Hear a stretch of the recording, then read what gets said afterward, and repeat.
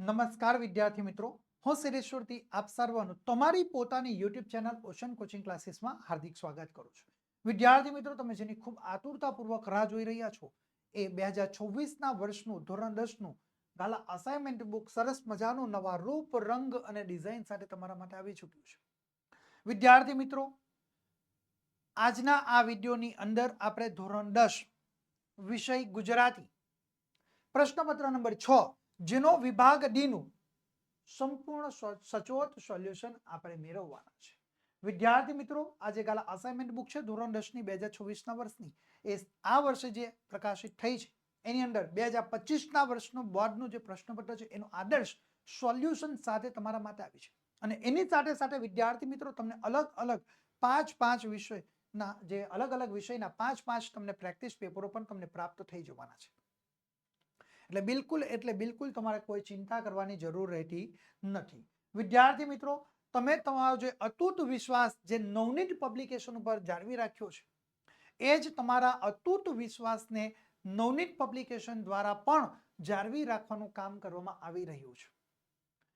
2024ના વર્ષની બોર્ડની પરીક્ષા માટે ખાસ એટલે ખાસ મહત્વનું જે કહી શકાય એવું ગાલા અસાઇનમેન્ટ બુક 2024ના વર્ષનું જે છે એ ધોરણ 10નું એ આ વર્ષે સરસ મજાનું એક નવીન નજરાણો લઈને આવ્યું છે. અને આ નવીન નજરાણો છે એ સ્માર્ટ ડિઝીબુક નામની એપ્લિકેશન સ્વરૂપમાં.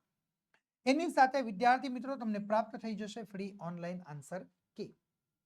ધોરણ 10ના અસાઇનમેન્ટ બુક મેળવવા માટેની લિંક વિદ્યાર્થી મિત્રો તમને નીચે ડિસ્ક્રિપ્શનમાં આપવામાં આવેલ છે, અથવા તમે www.navneetstore.com ના જે વેબસાઇટ છે એ .com ની વેબસાઇટના માધ્યમથી પણ વિદ્યાર્થી મિત્રો તમે આ ગાલા અસાઇનમેન્ટ બુક તમે સરળતાથી મેળવી શકો છો.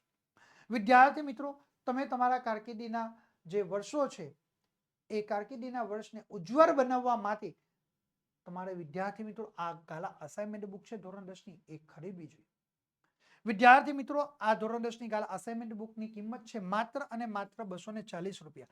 જો વિદ્યાર્થી મિત્રો તમે તમારા ભવિષ્યને ઉજ્જવળ બનાવવા માંગો છો ને તો 240 રૂપિયા ન જેવી કિંમતની અંદર જે ગાલા અસાઇનમેન્ટ બુક મળે છે એની તમે ખરીદી કરી લો. વિદ્યાર્થી મિત્રો, આજે તમે સ્ક્રીન ઉપર જોઈ શકો છો એ ગાલા અસાઇનમેન્ટ બુકનું જે મુખપૃષ્ઠ છે ધોરણ 10નું 2024ના વર્ષનું.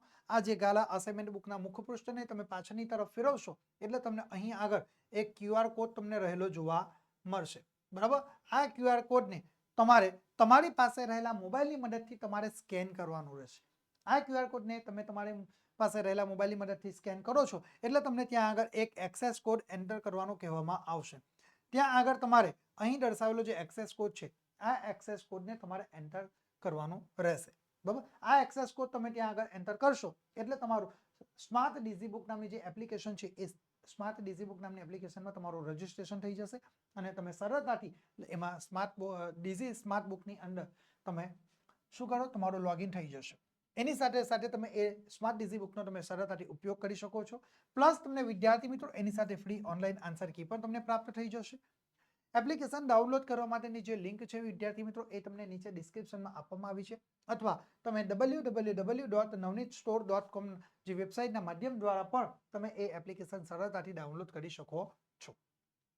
વિદ્યાર્થી મિત્રો, આટલા પૂરતું જ અમે તમારા માટે સીમિત રહ્યા નથી. વિદ્યાર્થી મિત્રો, ધોરણ 10 માટે સૌ પ્રથમવાર પ્રકાશિત થવા જઈ રહ્યું છે ગાલા અસાઇનમેન્ટ બુકના માસ્ટર સોલ્યુશન, જે તમને તમારા નજીકના દરેક બુક સેલરને ત્યાંથી તમને ઉપલબ્ધ થઈ જશે, અથવા તમે www.navneetstore.com ના માધ્યમ દ્વારા પણ તમે એ પ્રાપ્ત કરી શકો છો.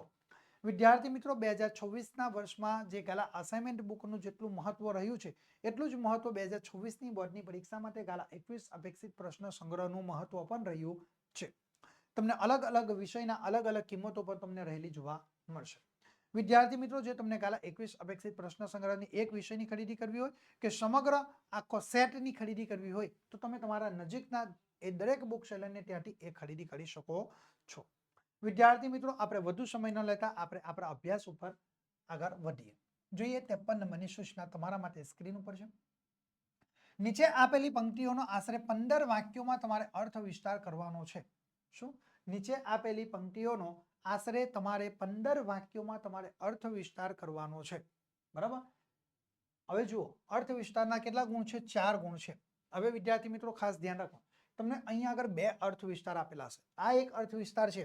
આ અર્થ વિસ્તાર જો તમે લખી શકતા નથી તો એના અઠવામાં તમને બીજો એક અર્થ વિસ્તાર આપેલો હોય એ તમારે લખવાનો રહેશે. ઓકે, તો આપણે જોઈએ, કામધેનુને મળે ન એક સૂકું તણખલું ને લીલાછમ ખેતરો આખલા ચરી જાય છે. ઓકે, તો આપણે જવાબ લખી શકીએ કે ઈચ્છિત ફળ આપનારી ગાય કામધેનુને ખાવા માટે ઘાસનું એક સૂકું તણખલું પણ એ મળતું નથી. ત્યાં બીજી બાજુ લીલાછમ ઘાસ અને પાકથી ભરેલા ખેતર જે આખલા છે તે ચરી જાય છે. પ્રસ્તુત કાવ્યમાં કવિ દ્વારા આપણા સમાજમાં જોવા મળતી જે વાસ્તવિક આર્થિક અસમાનતાનું જે વેધક અને હૃદયદ્રાવક જે ચિત્ર છે તેને એ રજૂ કરે છે. કામધેનુ અને આખલા એ પ્રતીક છે. વાત તો એની છે કે જેને 2 ટંક પૂરું ખાવાનું પણ મળતું નથી. 2 ટંક એટલે કે 2 સમયનું પૂરતું ખાવાનું પણ મળતું નથી. ત્યાં અન્ન નથી એવું નથી, પણ જે ધનિક છે, બળવાન છે, તે ગરીબના મોંમાંથી એ જૂટવી લે છે. તે શું કરે છે? ગરીબના મોઢામાંથી એ જૂટવી લે છે. ગરીબાઈ એ વધતી જાય છે અને શ્રીમંતો એ આજે દિવસે ને દિવસે એ વધુ ને વધુ એ શ્રીમંત બનતા જાય છે, ધનવાન બનતા જાય છે. આ જ કવિની બીજી પંક્તિઓમાં આ પંક્તિઓના અર્થને જ એ પ્રગટ કરે છે. આ જ કવિની બીજી પંક્તિઓ આ પંક્તિઓના અર્થને એ જ પ્રગટ કરે છે ને લીલાછમ ખેતરો આખલા ચડી જાય છે એ પંક્તિ અર્થને એ પ્રગટ કરે છે.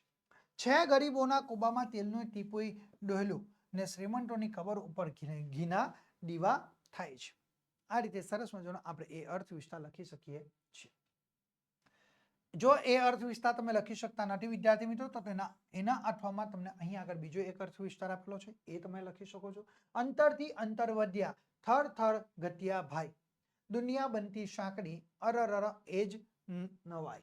બરોબર, અહીં આગળ આપણે જવાબ લખી શકીએ છીએ કે આ દુહાના 4 ચરણ છે. શું? આ દુહાના 4 ચરણ છે.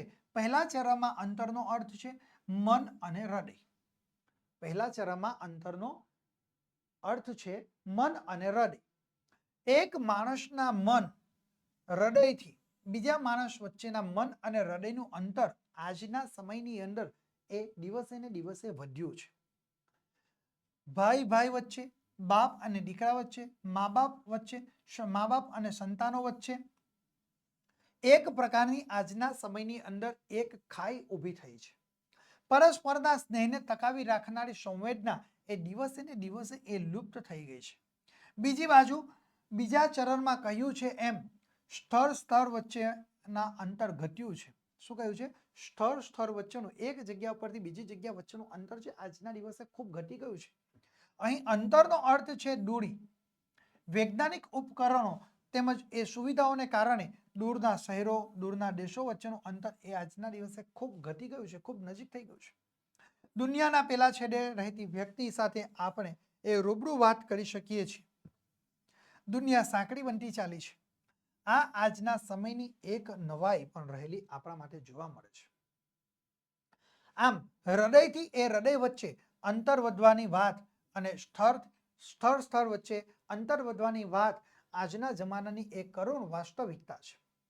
શું આ ભૌતિક વિકાસના ગાળાનો એ હાર છે કે માનવ જીવનની એ હાર છે? એ અહીં આગળ વાત રજૂ કરી છે. વિદ્યાર્થી મિત્રો, ઓશિયન કોચિંગ ક્લાસીસ દર વર્ષની જેમ આ વર્ષે પણ તમારા માટે સરસ મજાનો 2026ના વર્ષનો આઈએમપી બેચ લઈને આવી ચૂક્યું છે. આ આઈએમપી બેચની અંદર વિદ્યાર્થી મિત્રો તમને મુખ્ય 4 વિષયોને આવરી લેવામાં આવ્યા છે, જેમાં ગણિત વિષય, વિજ્ઞાન વિષય, અંગ્રેજી વિષય અને સામાજિક વિજ્ઞાન વિષય. જે વિદ્યાર્થી મિત્રો બોર્ડની પરીક્ષામાં A1નો ટાર્ગેટ લઈને બેઠા છે એવા તમામ વિદ્યાર્થીઓ માટે આ આઈએમપી બેચ ખૂબ જ એટલે ખૂબ જ મહત્વનો અને કારગર રૂપ એ સાબિત થઈ રહ્યું છે. વિદ્યાર્થી મિત્રો, શા માટે તમારે આ આઈએમપી બેચની અંદર જોડાવવું જોઈએ? એની લાક્ષણિકતાઓ જબરજસ્ત રહેલી છે. એના વિશિષ્ટતા એની જે વિશિષ્ટતા છે એ તમે કલ્પના ન કરો એની કરતાં વધુ રહેલી છે. તો જોઈએ આપણે તેની વિશેષતાઓ પર એક નજર. સૌથી પહેલા આપણે બોર્ડની બ્લુપ્રિન્ટ પ્રમાણે તમને તૈયારી કરાવવામાં આવશે. એટલે વિદ્યાર્થી મિત્રો તમને ક્યાંય કોઈ પણ પ્રકારની કચાશ તમારા માટે બાકી રહેશે નહીં. અને વિદ્યાર્થી મિત્રો, જે પ્રશ્નો બોર્ડની પરીક્ષામાં પૂછાય છે એવા પ્રશ્નો ઉપર તમને વધુ પડતું ભાર તમારા ઉપર આપવામાં આવશે. એની સાથે જોઈએ તો વિદ્યાર્થી મિત્રો તમારા માટે લાઈવ લેક્ચર અને પ્લસ રેકોર્ડેડ લેક્ચરનું આયોજન પણ તમારા માટે કરવામાં આવે છે.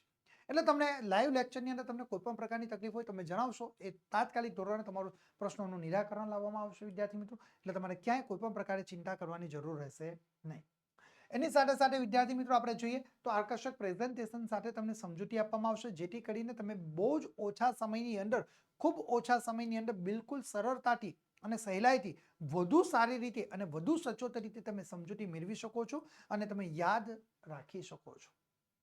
વિદ્યાર્થી મિત્રો અમારા દ્વારા તમને જે પીડીએફ ફાઇલ આપવામાં આવશે એની ક્વોલિટી એકદમ સુપર હશે. એટલે તમે જ્યારે પ્રિન્ટ લેવા માટે જશો ત્યારે તમને કોઈ પણ પ્રકારની તકલીફ પડવાની નથી. વિદ્યાર્થી મિત્રો તમારા માટે તમારો ડાઉટ સોલ્વ કરવામાં આવશે. એની સાથે સાથે તમને બેકઅપ પ્લાન પણ અમારા દ્વારા આપવામાં આવશે. અને સૌથી વધારે મહત્વનું જે બાબત છે એ કે વિદ્યાર્થી મિત્રો અમારા દ્વારા તમને વોટ્સએપ સપોર્ટ આપવામાં આવશે.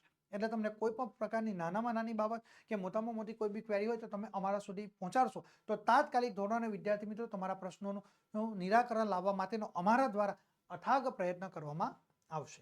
અને વિદ્યાર્થી મિત્રો સૌથી છેલ્લે સૌથી ઇમ્પોર્ટન્સ અને ખૂબ જ મહત્વનો જે પોઈન્ટ છે એ કે ભાઈ પાછલા વર્ષોની અંદર બોર્ડની પરીક્ષામાં પૂછાયેલા જે પ્રશ્નપત્ર છે એનું સોલ્યુશન પણ તમને કરાવવામાં આવશે, જેથી કરીને તમારે પરીક્ષાની અંદર કેવા પ્રકારના પ્રશ્નો પૂછાય છે, કેવું પ્રશ્નપત્ર આવશે, એનું માળખું કેવી રીતે છે, બરાબર, એ પ્રશ્નપત્રના જવાબ તમારે કેવી રીતે લખવા, કેટલા સમયની અંદર પૂરા કરવાના, કયો વિભાગ કઈ પદ્ધતિથી લખવું, એ તમામ બાબતોની વાકેફ તમે થઈ શકો છો. અને પરીક્ષાની અંદર તમે વધુ સારી રીતે તમારું લખાણ કરીને તમે વધુમાં વધુ ગુણ તમે મેળવી શકો છો.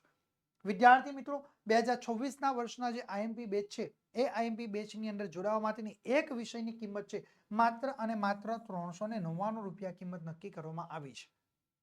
વધુ માહિતી માટે વિદ્યાર્થી મિત્રો અત્યારે જ તમે અમારા મોબાઈલ નંબરનો સંપર્ક કરી શકો છો. અમારો મોબાઈલ નંબર છે 7046 22 22 54 નંબરનો તમે સંપર્ક કરીને તમે વધુમાં વધુ માહિતી મેળવી શકો છો.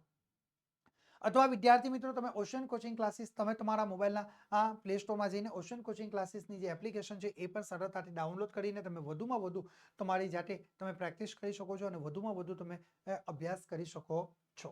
તો વિદ્યાર્થી મિત્રો ફટાફટ જો તમે આઈએમપી બેચની અંદર નથી જોડાયા તો ફટાફટ તમે આ આઈએમપી બેચની અંદર જોડાઈ જજો.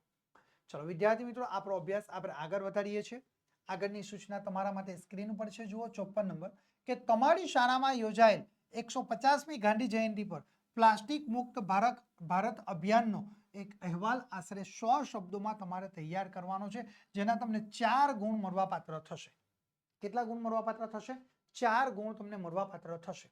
બરાબર, તમારી શાળામાં યોજાયેલ હવે જો જ્યારે પણ વિદ્યાર્થી મિત્રો અહેવાલ લેખન પૂછાય ને ત્યાં તમારે સૌથી પહેલા શું કરવાનું, 1 થી 2 વાર બિલકુલ શાંત ચિત્તે તમારે વાંચવાનો છે. બરાબર, તો આપણે જુઓ તમારી શાળામાં યોજાયેલ 150મી ગાંધી જયંતિ પર પ્લાસ્ટિક મુક્ત ભારત અભિયાનનો અહેવાલ 100 શબ્દોમાં લખવાનો. તો આપણે સૌથી પહેલા લખી દો કે ભાઈ પ્લાસ્ટિક મુક્ત ભારત અભિયાનનો અહેવાલ. બરાબર, આટલો આ આપણું શીર્ષક લખી દીધું. ત્યાર પછી આપણે જ્યારે અહેવાલ લેખન કરતા હોઈએ ત્યારે એ અહેવાલ જે કોઈ ઘટના હોય, કોઈ કાર્યક્રમ હોય, કોઈ બનાવ હોય, કોઈ પ્રસંગ હોય, જે કંઈ બાબતો વિશે આપણે અહેવાલ લેખન કરતા હોય તેનો શરૂઆતથી લઈને અંત સુધીનો સમગ્ર ચિતાર બિલકુલ સંક્ષિપ્તમાં આપણે રજૂ કરવાનો છે. ઓકે, બીજી બાબત કે જે કંઈ ઘટના છે, બનાવ છે, પ્રસંગો છે, કોઈ કાર્યક્રમ હોય તેના વિશે આપણે અહેવાલ લેખન જ્યારે કરીએ છીએ ત્યારે વિદ્યાર્થી મિત્રો આપણે શું ધ્યાનમાં રાખવાનું છે કે જ્યારે એ કાર્યક્રમ જે સ્થળ ઉપર થયો એ સ્થળનું નામ દર્શાવવું અને કાર્યક્રમ જે દિવસે થયો તેના બીજા દિવસે અથવા તેના તે પછીના દિવસોની તારીખ આપણે અહેવાલ લેખન કરીએ એ દિવસની આપણે તારીખ ત્યાં આગળ દર્શાવવી જરૂર છે. અહેવાલ લેખન હંમેશા માટે વિદ્યાર્થી મિત્રો ભૂતકાળની અંદર જ આપણે લખવાનો હોય છે. આ આપણે તમારા ખૂબ જ તમારા માટે મહત્વનું છે. ઓકે, તો આપણે શરૂઆત કરીએ વિદ્યાર્થી મિત્રો અહેવાલ લેખનની. તો જુઓ સૌથી પહેલા આપણે સ્થળ દર્શાવી દીધું, કઈ જગ્યા? અમદાવાદ. તારીખ આપણે કઈ દર્શાવી છે? જુઓ અહીંયા જુઓ સૌથી પહેલા તમારી શાળામાં યોજાયેલ 150મી ગાંધી જયંતિ. તો ભાઈ ગાંધી જયંતિ ક્યારે? 2 ઓક્ટોબર. તો આપણે અહીંયા કઈ તારીખે અહેવાલ લેખન કર્યો છે? જુઓ 3 તારીખ એટલે 3 ઓક્ટોબર. બરાબર, તારીખ 3/10/2023. ઓકે, સમય થઈ ગયો, તારીખ દર્શાવી દીધી. ઓકે, એટલે હવે જુઓ ગાંધી જયંતિનો કાર્યક્રમ ક્યારે? 2 તારીખે. આપણે લખ્યું ક્યારે? 3 તારીખ, એટલે ભૂતકાળની અંદર આપોઆપ થઈ ગયું. ઓકે, ચલો હવે આપણે જુઓ કે દર વર્ષની જેમ આ વર્ષે પણ અમારી શાળામાં ગાંધી જયંતિની ઉજવણી એ વિશેષ હેતુને લક્ષ્યમાં રાખીને એક અભિયાન રૂપે એ ઉજવવામાં આવી.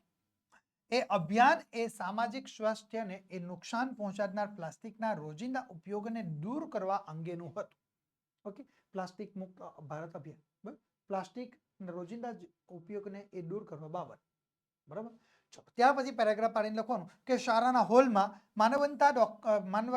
માનવંતા કલેક્ટર શ્રી એ વસાવા સાહેબની વિશેષ ઉપસ્થિતિમાં ગામના વરિષ્ઠ આગેવાનો, શાળાના આચાર્યશ્રી, શિક્ષકગણ તેમજ વિદ્યાર્થીઓની હાજરીમાં પ્લાસ્ટિક મુક્ત ભારત અભિયાનની ઉદ્ઘોષણા વિવિધ વક્તવ્યો દ્વારા એ કરવામાં આવી હતી.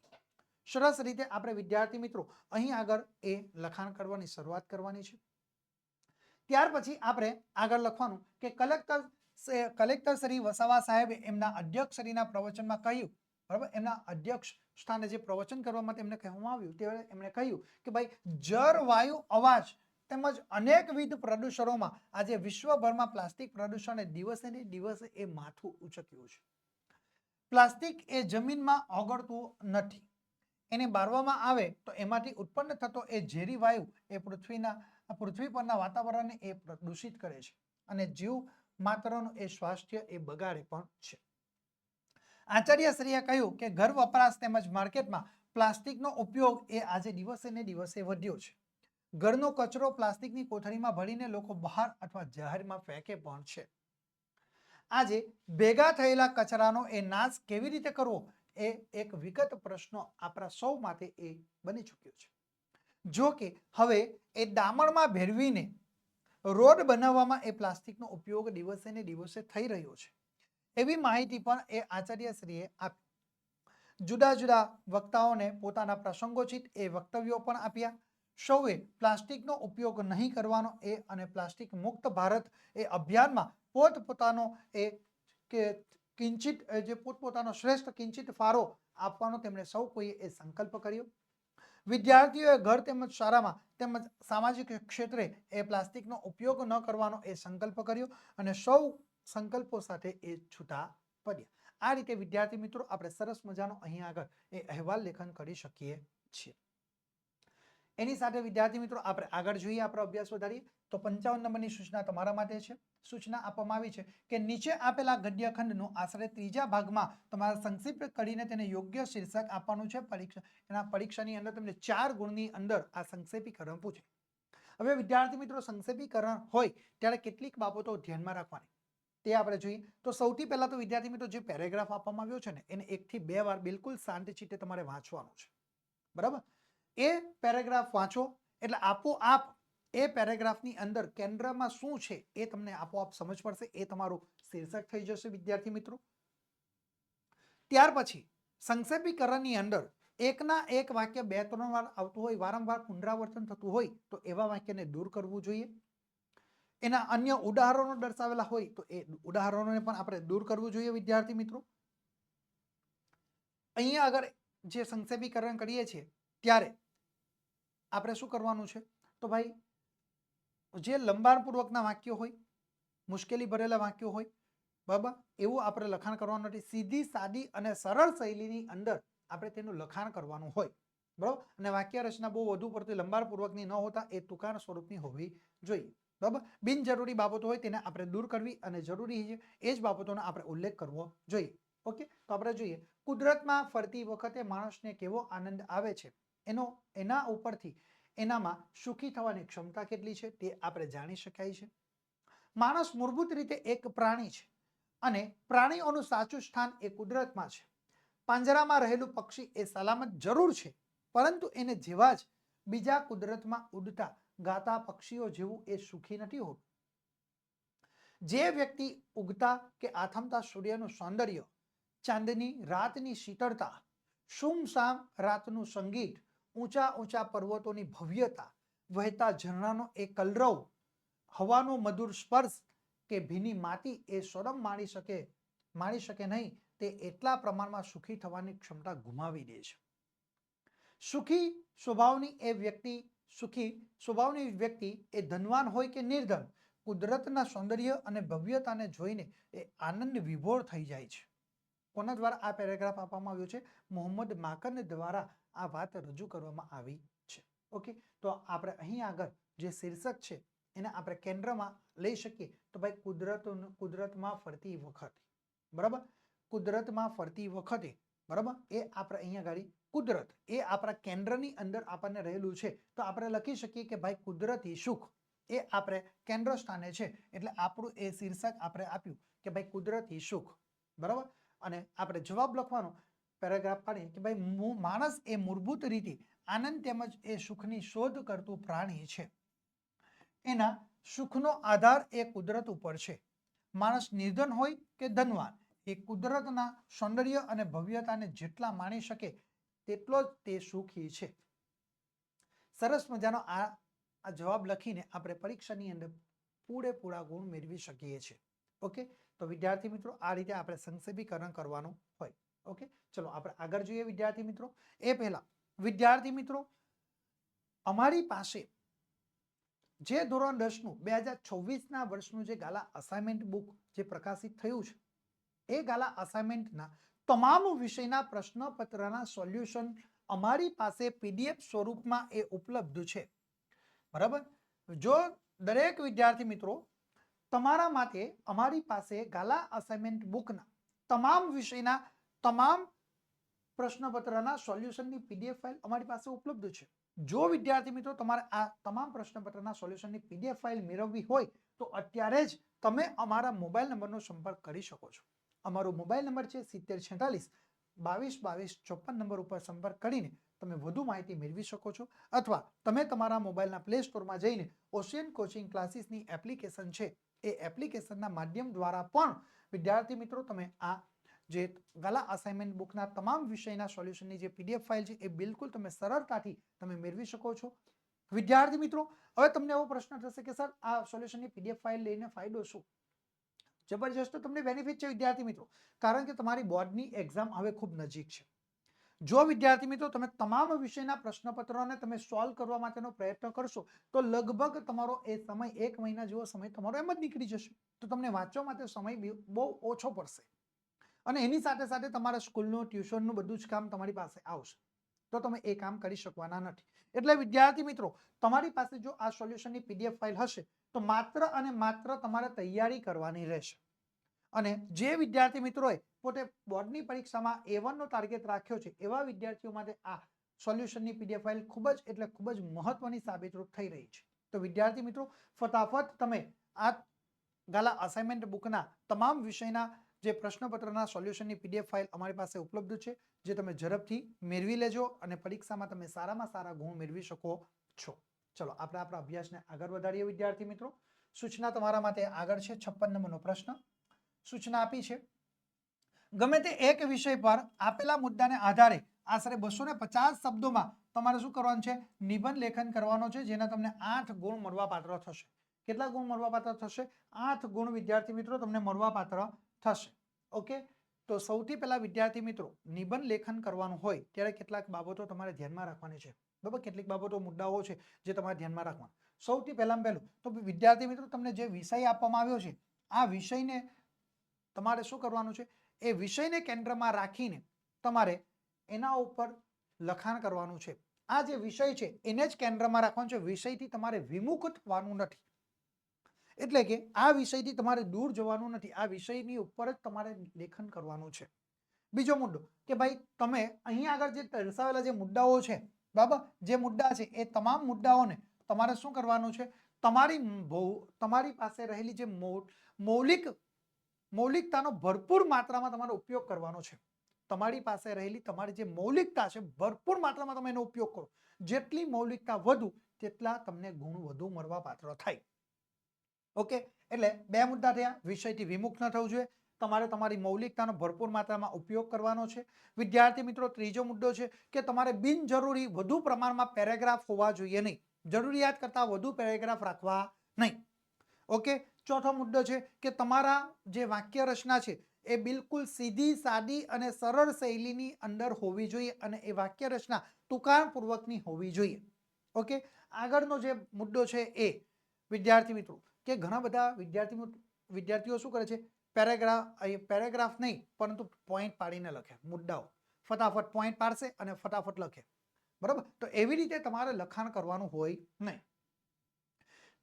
ખાસ કરીને વિદ્યાર્થી મિત્રો જ્યારે નિબંધ લેખન કરીએ ત્યારે સૌથી ઇમ્પોર્ટન્સ બાબત છે એ કોઈક કવિ હોય, લેખકો હોય, વિદ્વાનો હોય, મહાપુરુષો હોય, બરાબર, સત્સંગી પુરુષ હોય, એમના વિચારો, એમની કાવ્ય પંક્તિઓ એ ગુજરાતી વિષયમાં હોય, અંગ્રેજી વિષયમાં હોય, હિન્દી વિષયમાં હોય કે સંસ્કૃત વિષયમાં હોય, કોઈ પણ પ્રકારની એમની વિદ્વાનોની, મહાપુરુષોની, કવિઓની પંક્તિઓ, લેખકોની પંક્તિઓ, વિચારો એનો આપણે ભરપૂર માત્રામાં આપણે ઉપયોગ કરવો જોઈએ કે જેથી કરીને આપણે આપણા નિબંધના લખાણને એ આકર્ષક અને સુંદર બનાવી શકીએ છીએ અને વધુમાં વધુ ગુણ આપણે મેળવી શકીએ છીએ.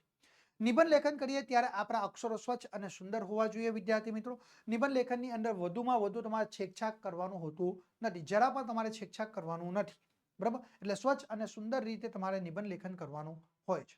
ઓકે, ચલો આપણે જોઈએ વિદ્યાર્થી મિત્રો. અને ખાસ અહીં આગળ જે દર્શાવેલા મુદ્દાઓ છે એમાંથી કોઈ એકાદ મુદ્દો એ રહી જાય એવું હોવું જોઈએ નહીં. ઓકે, તો આપણે જોઈએ. વિષય છે જીવનમાં રમતગમતનું મહત્વ.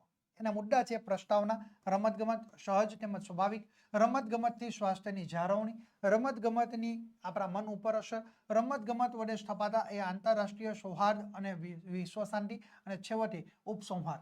બરાબર, આટલી બાબતોનો આપણે સમાવેશ કરવાનો છે. તો આપણે જોઈએ. બરાબર, સૌથી પહેલા આપણા જીવન ઘડતરમાં અનેક પરિબળો એ ભાગ ભજવતા હોય છે, જેમાં રમતગમત પણ એક અગત્યનું પરિબળ આપણને રહેલું છે. બરાબર, માનવ જીવનની શરૂઆત જ એ રમતગમતથી થાય છે. બાળક ચાલતા શીખે એટલે એ રમવાનું શરૂ કરે. સંતાકોકડી, સાત તાળી અને લંગડી જેવી રમતો રમતા રમતા તે ક્રિકેટ, ટેનિસ અને ફૂટબોલ જેવી રમતો તરફ એ આકર્ષાય છે. ગામડાના કિશોરો એ મહદ અંશે ગિલ્લી દંડા અને હુતુતુતુ જેવી એ રમતો પણ રમતા હોય છે. જ્યારે શહેરોમાં ક્રિકેટ, હોકી, ટેનિસ, બેડમિન્ટન જેવી રમતોનું એ ચલણ આજે દિવસે ને દિવસે વધ્યું છે. એની સાથે આપણે જોઈએ ચેસ છે, કેરમ બોર્ડ છે, આનું વેલ્યુ પણ એ આજે વધુ રહેલી જોવા મળે છે. રમતગમત પ્રત્યે મનુષ્યને એ સ્વાભાવિક પ્રેમ છે.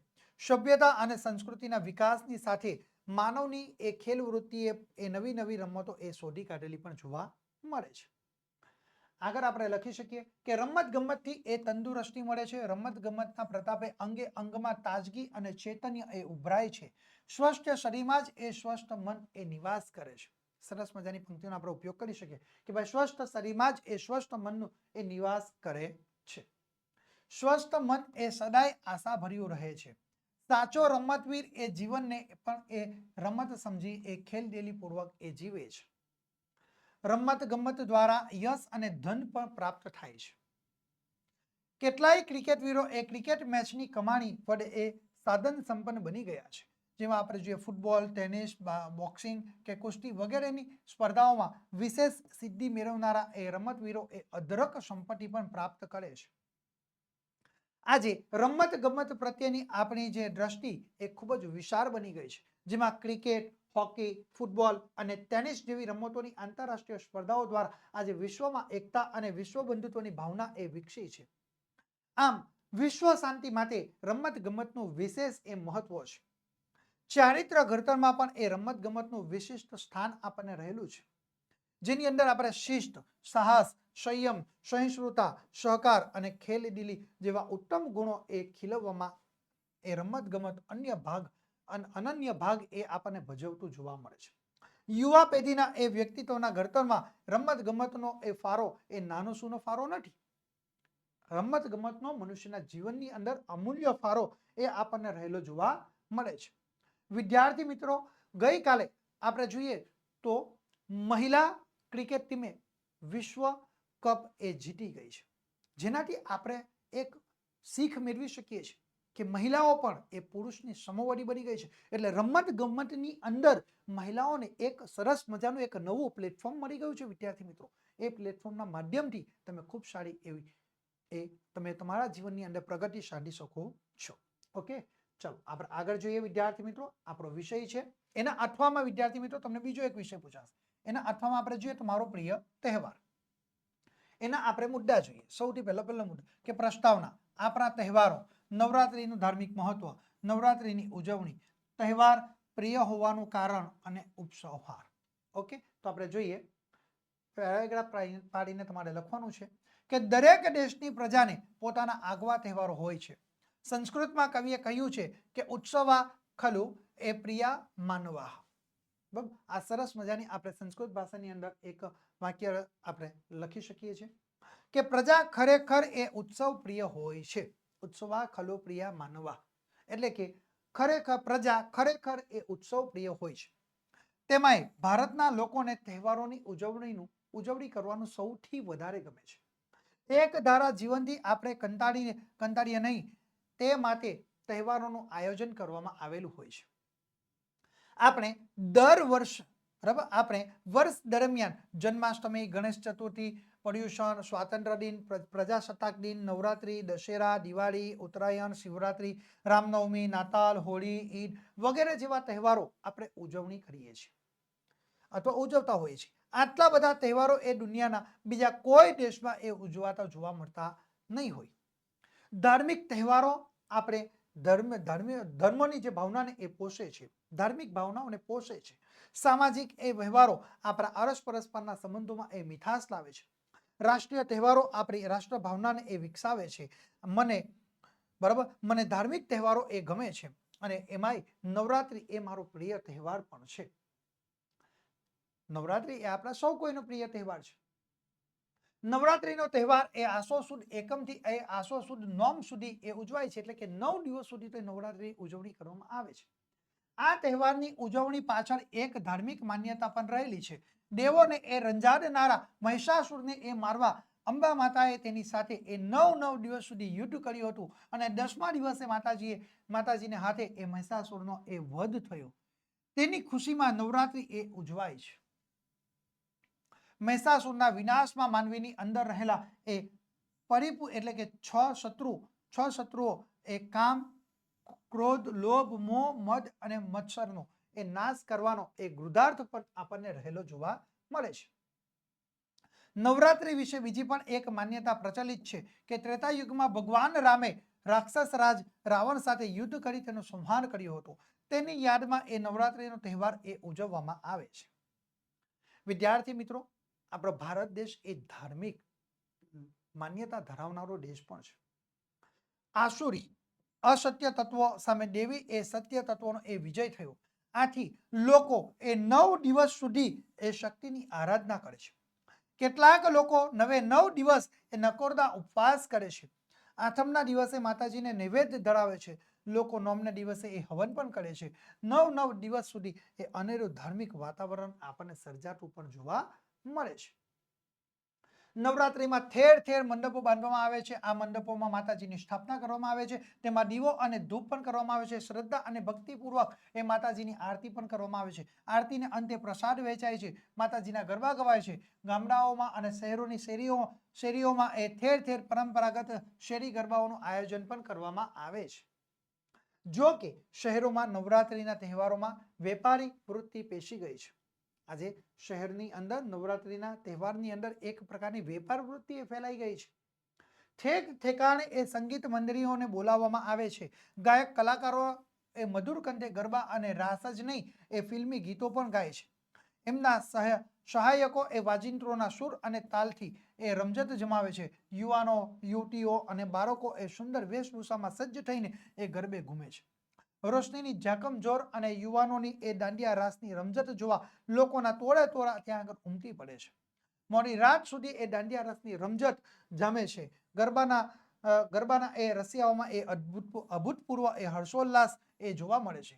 ગુજરાતના ગરબા દેશ અને દુનિયામાં એ ખૂબ જ જાણીતા પણ જોવા મળે છે. વિદ્યાર્થી મિત્રો, આ રીતે વિદ્યાર્થી મિત્રો આપણે નવરાત્રી વિશે સરસ મજાનું લખાણ કરી શકીએ છીએ. અને છેલ્લે અંતમાં આપણે લખવાનું, મને પણ એ ગરબે ઘૂમવાનો અને દાંડિયા રાસનો ખૂબ જ શોખ છે. ભારતીય તહેવારોમાં એ વિશિષ્ટ મહત્તા ધરાવતો નવરાત્રી મારો અતિ પ્રિય તહેવાર છે. હું મારી બહેનપણીઓ સાથે અથવા મિત્રો સાથે એ ગરબા હરીફાઈમાં પણ ભાગ લઉં છું. આવી ઘણી સ્પર્ધાઓમાં મને ઇનામ પણ મળ્યું છે. મને ઘણીવાર એવો વિચાર પણ આવે છે કે નવરાત્રીનો તહેવાર એ વારંવાર આવતો હોય તો કેટલું સારું કહેવાય. આવો પ્રશ્ન પણ એ મનની અંદર ઉદ્ભવતો જોવા મળે છે. આ રીતે વિદ્યાર્થી મિત્રો તમે સરસ મજાનું નિબંધ લેખન કરી શકો છો. અને એના અર્થમાં વિદ્યાર્થી મિત્રો તમને ત્રીજો નિબંધ પરીક્ષામાં પૂછાય છે કે વાદલડી વરસી રે એ સરસ મજાનો આ નિબંધ તમે લખી શકો છો. તમે સરળ રીતે અથવા તમે સારી રીતે જે વિષય ઉપર લખી શકો એ વિષય ઉપર વિદ્યાર્થી મિત્રો તમારે નિબંધ લેખન કરવાનું છે. તો જોઈએ એના મુદ્દા. પ્રસ્તાવના, વર્ષાની સાંજના વિવિધ દ્રશ્યો, સાંજના વાતાવરણની સર્વસામાન્ય ખાસિયતો અને ઉપસંહાર. ઓકે, તો આપણે આગળ જોઈએ કે ભાઈ વર્ષાની સાંજે ઝરમર એ વરસાદ વરસતો હોય ત્યારે આપણને એવું લાગે છે કે જાણે ક્યાંક એ વીણાના તાર એ ઝણઝણી રહ્યા છે અને તેના મધુર સુરો એ હવામાં રેલાઈ રહ્યા છે. ગામડામાં સંધ્યા સમયે ખેડૂતો ખેતરેથી ઘરે આવી રહ્યા હોય છે. માથે શણની એ ગુણી એ ઓઢી હોય કે ધન ભીંજાતા ઘર ભરી પાછા એ ફરતા હોય. ગામડામાં જોવા મળતા આવા દ્રશ્યો આંખોને થાળે તેવા હોય છે. એ આપણી આંખોને આનંદ આપનારા પણ હોય છે. વર્ષાની સાંજના વિવિધ રૂપો જોવાની અને માણવાની મજા અનેરી હોય છે. સંધ્યાના આવા અવનવા રૂપોમાં કેટલીક એ ખાસિયતો પણ એ સર્વસામાન્ય હોય છે. સાંજના સમયે મંદિરોમાં આરતી થતી હોય છે. તેની ઝાલરના રણકાર અને ઘંટારાઓ એ વાતાવરણને પવિત્ર બનાવી દેતા હોય છે. એ જ રીતે ખેતરેથી પાછા ફરતા ખેડૂતો અને ચરાણેથી પાછા વળતા એ ધન સાંજના સમયે એ જીવંત બનાવી દે છે. સાંજના સમયને કેવું બનાવે છે? જીવંત બનાવી દે છે. ગાયોની કોટે બાંધેલી ઘંટડીઓના રણકાર સાંજના વાતાવરણને મધુરતાથી એ ભરી દે છે. આથમણી એ ક્ષિતિજે રેલાતા સંધ્યાના રંગો અને પંખીઓના કલરવ એ સાંજને એ અનુપમ સૌંદર્ય પણ બક્ષતું આપણને જોવા મળે છે. વર્ષાની સાંજના એ નવા રૂપો ખરેખર એ મન ભરીને માણવા જેવા હોય છે. ફૂલો કહી રહ્યા હતા ઉડતા વિહંગને. આપણે સરસ મજાની એક પંક્તિનો અહીંયા આગળ આપણે ઉલ્લેખ કરી શકીએ કે ફૂલો કહી રહ્યા હતા ઉડતા વિહંગને કે વર્ષાની સાથે માણીએ પહેલી સુગંધને. શું કહી રહ્યા છે? કે વર્ષાની સાથે માણીએ પહેલી સુગંધને. આ પંક્તિ આપણને કૈલાસ પંડિત દ્વારા આપણને પ્રાપ્ત થઈ છે વિદ્યાર્થી મિત્રો.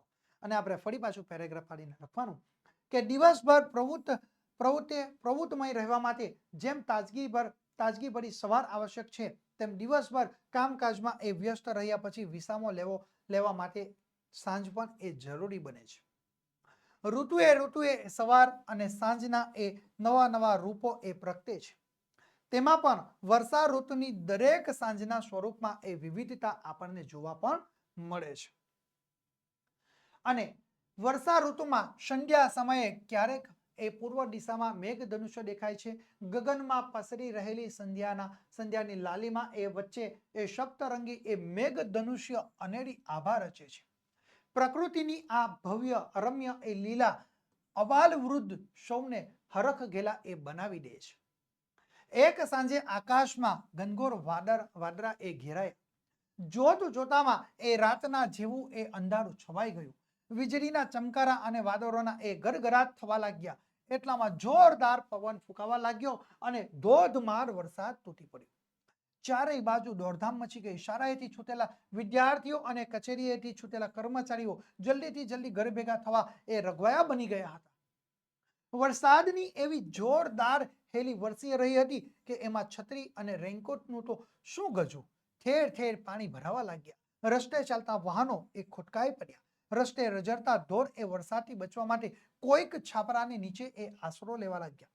વીજળીના ચમકારા અને વાદળાની એ ગર્જનાઓથી ચારેય બાજુ ભયનું વાતાવરણ સર્જાઈ ગયું. અનાધાર વરસાદનો આ અનુભવ ખરેખર એ ભયાનક રહ્યો હતો. વર્ષા ઋતુની આવી તોફાની સાંજ જોયા પછી ક્યારેક વર્ષા વગરની સાંજ પણ એ રૂડી રૂપાળી લાગે છે. વિદ્યાર્થી મિત્રો, અત્યારે કમોસમી માવઠું થયું જેનાથી હજારો ખેડૂતો એને ખૂબ જ નુકસાન થયું છે. પાયમાલ થઈ ગયા છે ખેડૂતો.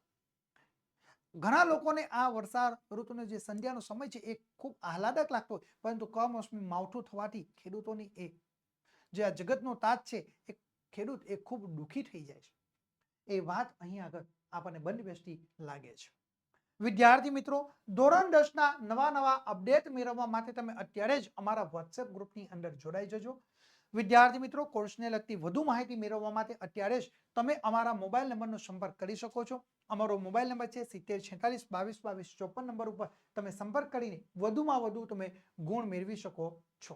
વિદ્યાર્થી મિત્રો, આજના આ વિડીયોની અંદર આપણે ધોરણ 10 વિષય ગુજરાતી જેનું પ્રશ્નપત્ર નંબર 6 જેનો વિભાગ ડી નું સંપૂર્ણ અને સચોટ સોલ્યુશન આપણે મેળવી ચૂક્યા છે. વિદ્યાર્થી મિત્રો, તમારી બોર્ડની પરીક્ષા હવે ખૂબ જ નજીક છે. તમારી પાસે દિવસો હવે બહુ જ થોડા બાકી રહ્યા છે. ત્યારે વિદ્યાર્થી મિત્રો, આ ગાલા અસાઇનમેન્ટ બુકના તમામ પ્રશ્નપત્રના સોલ્યુશનો તમારા માટે ખૂબ જ એટલે ખૂબ જ કારગર નીવડવાના છે. વિદ્યાર્થી મિત્રો, આશા રાખું કે તમે તમારા બોર્ડની એક્ઝામમાં ખૂબ જ સારી એવી તૈયારી સાથે તમે જશો અને પરીક્ષાની અંદર તમે તમારું ઝરહરતું પરિણામ મેળવો એવી દરેક વિદ્યાર્થીઓને ઓશિયન કોચિંગ ક્લાસીસ તરફથી હાર્દિક શુભકામનાઓ. દરેક વિદ્યાર્થીઓને એક્ઝામ માટે wish you all the best. Best of luck. Thank you વિદ્યાર્થી મિત્રો.